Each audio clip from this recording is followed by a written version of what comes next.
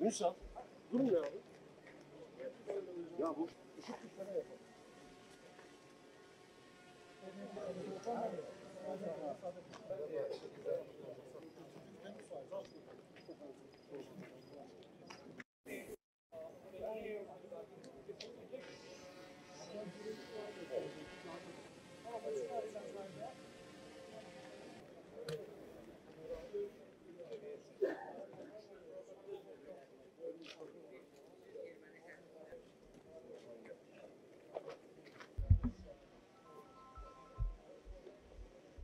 Anadan tam bir aile çeşit istəyəm ayağına.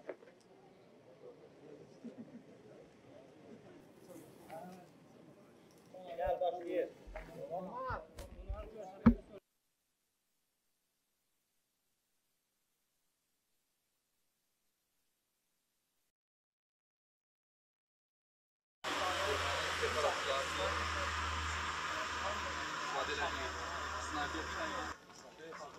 Mina atanların mermiləridir.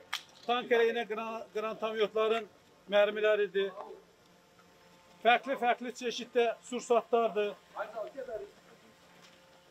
Avtomatik qranatamyotun mermiləridir. Yenə fərqli mermilər, əl qranatlarıdır. Biz bunun çox az bir hissəsini yığmışıq.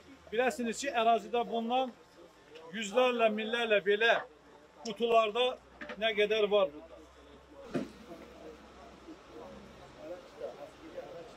Ele geçirir.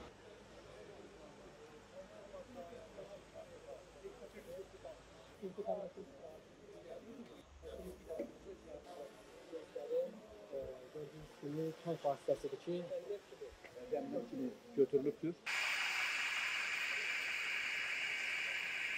Söyledim hep, sanki buradakiler bir çok ayrılıp